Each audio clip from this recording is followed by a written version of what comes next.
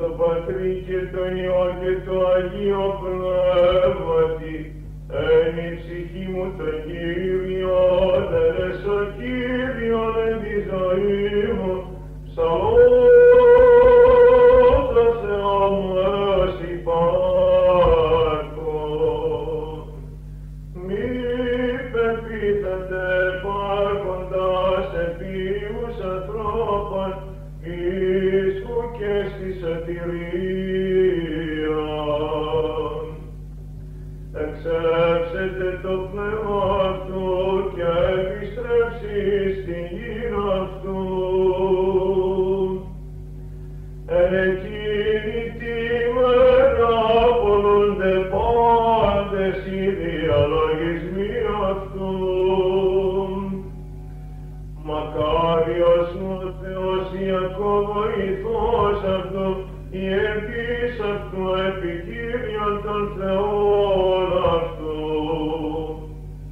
Τον ποιήσαντα των ουρανών και την γη την θάλασσαν και πάντα τα εναυτής. Τον φυλάσσοντα αληθιάν εις τον αιώνα, ποιούντα κρίμα της αδικουμένης, διδόντα τροφή της πεινώσης.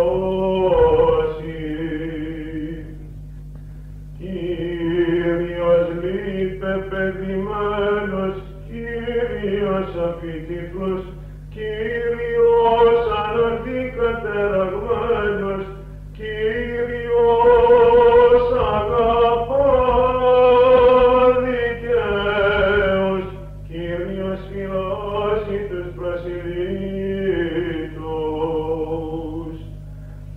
Ορφανών και χείρων αναλείψετε και οδόν αμαρτωλών αφανεί.